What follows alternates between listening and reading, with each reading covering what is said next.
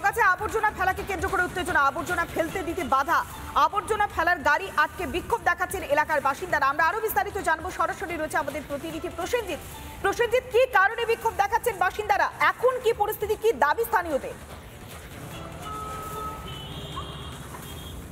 দেখো, এখনো পর্যন্ত এই জগাছা এলাকায় মানুষের দাবি যে এই এলাকায় দীর্ঘদিন ধরে সেখানে কোনো রকম এই এলাকায় আবর্জনা ফেলা হয়নি। এখন নতুন করে কেন ডাম্পিং গ্রাউন্ড করা হবে বা কেন এই ভাগাড় করা হবে, সেই নিয়ে এলাকার মানুষজনেরা তারা বিক্ষোভ দেখাতে থাকে। এখনো পর্যন্ত প্রশাসনের আধিকারিকরা এবং এলাকার মানুষজনেরা তারা বিক্ষোভ দেখাচ্ছে, কারণ যেটা এই যে ভাগাড় এলাকার সমস্ত ময়লা এই এলাকায় কেন ফেলা হবে, এই নিয়ে প্রশ্ন করলেই এলাকার মানুষদের সঙ্গে পুলিশের বচসা বেঁধে যায় এবং এই ভাগাড়ের সমস্ত ময়লা এইখানে ফেলার চেষ্টা করে। তবে এলাকার মানুষের বক্তব্য অনুযায়ী আমি বেশ কিছু মানুষজন দাঁড়িয়ে রয়েছে, তাদের সঙ্গে একটু কথা বলার চেষ্টা করব। যেহেতু এই এলাকায় বারে বারে বারণ করা সত্ত্বেও কেন ভাগাড়ের ময়লা ফেলা হচ্ছে আমি একটু জানার চেষ্টা করব। দাদা, এই যে এলাকাতে কেন ভাগাড়ের ময়লা ফেলা হচ্ছে কি বলবেন? আমরা এখানে থাকি না, এখানে এলাকার মানুষই জিজ্ঞেস করি।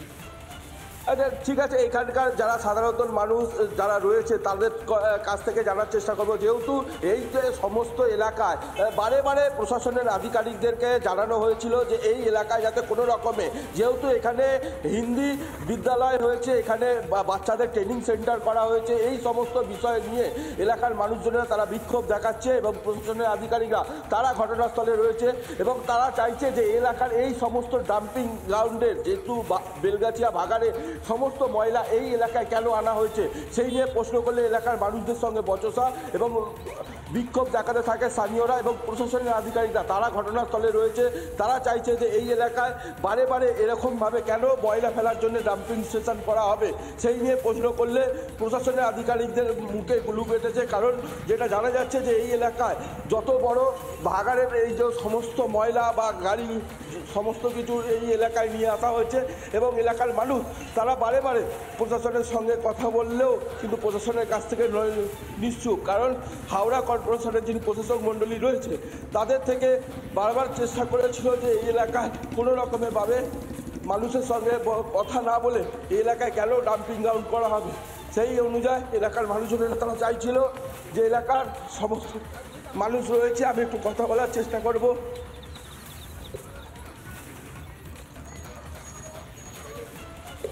দাদা, আপনাদেরকে যে এলাকায় আপনারা বিক্ষোভ দেখাচ্ছেন কি কারণে এখানে ভাগাড় হবে সেই কারণে দেখাচ্ছি আমরা।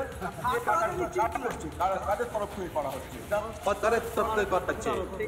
প্রশাসনের যারা সুজয় মণ্ডল, সুজয় চক্রবর্তী রয়েছে, তিনি কি এই এলাকায় ভাগাড় করার জন্য কি নির্দেশ দিয়েছে? আমরা জানবো কি করে সেটা? এখানে ভাগাড় হতে এসছে, এখানে কোনো পার্টি পলিটিক্স নেই, এখানে কিছু নেই। আমরা আম জনতা, আমরা এলাকার বাসিন্দার, আমরা সেই হিসেবে বাধা দিচ্ছি। আমরা পরিষ্কার কথা, কোনো এখানে পার্টি নয়।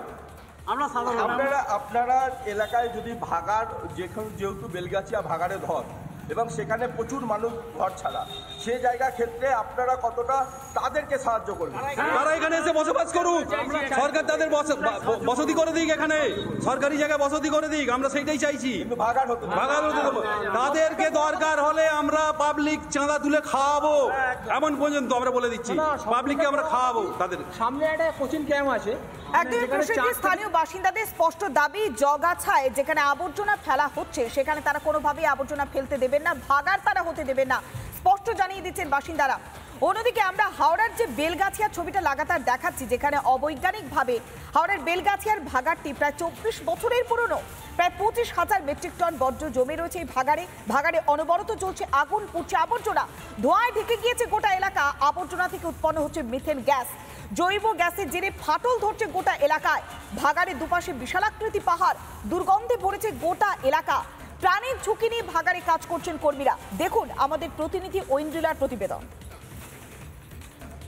আমরা গ্রাউন্ড জিরোয় রয়েছি। দেখো, যেখান থেকে আসলে ফাটলের উৎপত্তি, আমরা সেই জায়গাতে একেবারে দাঁড়িয়ে রয়েছি।